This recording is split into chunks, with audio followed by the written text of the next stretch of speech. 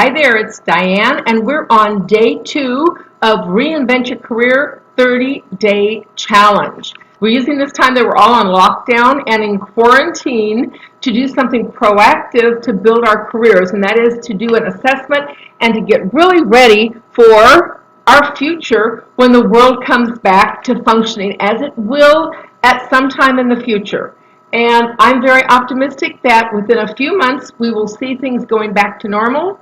A new normal, they won't be the old normal, but we need to be ready, and we can use this time that many people are saying they're bored silly. We can use this time to do something proactively to enhance our career, so when hiring does start again, when new opportunities present themselves, maybe you lose a job, maybe a recruiter comes to you. You want to be absolutely ready to take advantage of it so you can thrive in whatever this new work economy is, because it's going to be different than it was in the past.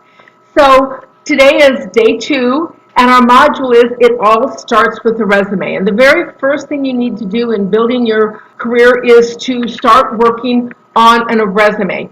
And we talked yesterday about the hiring funnel and how it has changed, and how there are 4 different screening processes that your resume will go to before you have a chance of getting a job. And so when you understand that, then the way we make the resume makes a lot more sense. If you don't understand it, it doesn't make sense.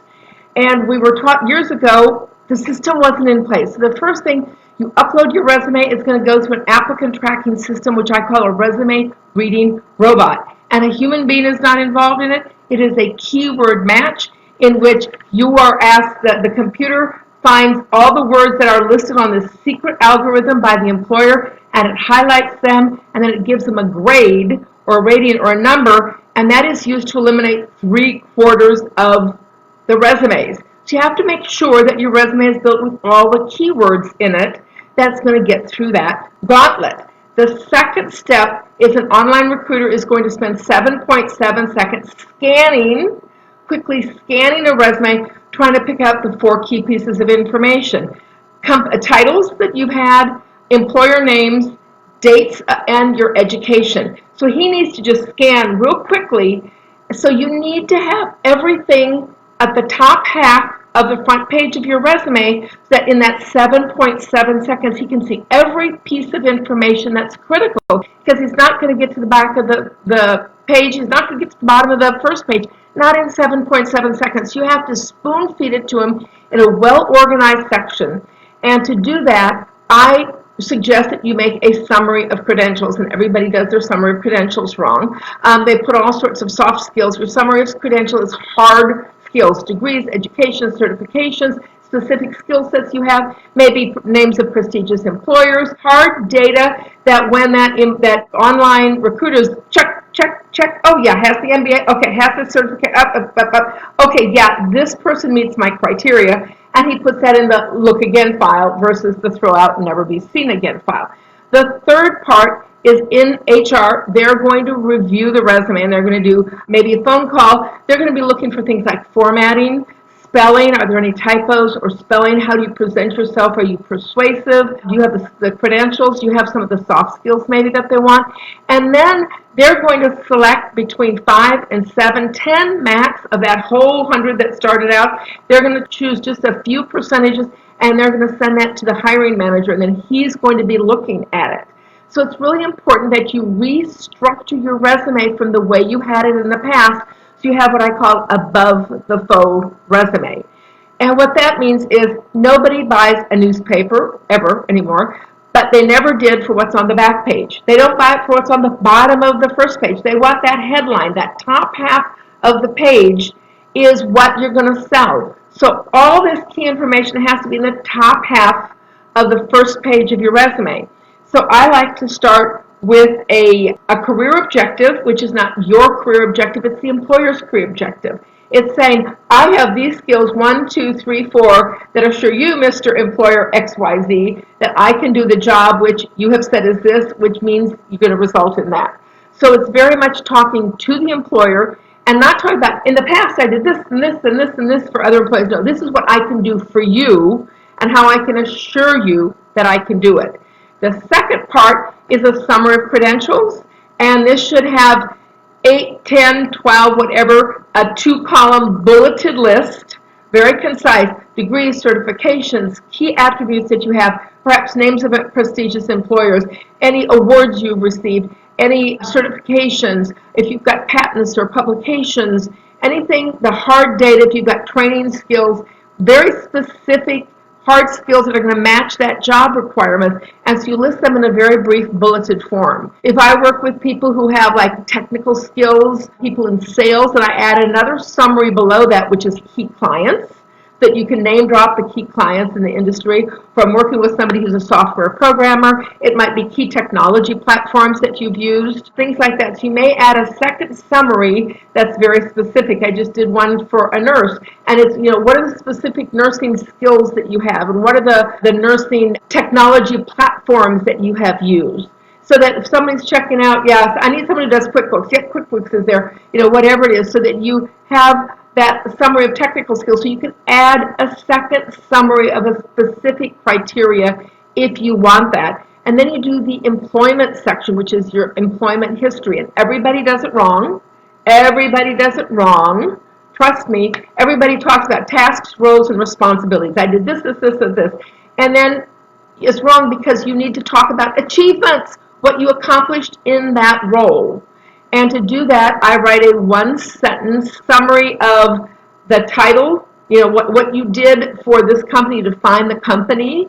For example, I was just doing a resume right now for a nurse. She worked at a prestigious children's hospital. You led the NICU for a 700-bed hospital, that's a leader in this industry. Or you define the company, because a lot of people don't know what the company is you were employed for and what they do and how prestigious it is. So you talk about a little bit about your role and kind of key responsibilities in a 1-second kind of overview, kind of situating the reader in, I had this kind of a role in this company, and these are my key tasks and responsibilities. And then you do a bulleted list of 3 to 5 key achievements. And those achievements are quantified with a number, a dollar, or a percentage sign. And so when you look at your regular resume, you say, I implemented this program, and ask yourself, so what? What does it mean? What did it achieve? I implemented a new software program called XYZ. Okay, what did it do? Well, it reduced turnaround time in processing payroll by 15%. Saved 15% is what matters, right? Not the fact that you had these activities. So it's really important that you keep asking yourself when you're defining what you've done is, so what? And try to use that to hone down to quantify your skills and quantify what you achieved in that role.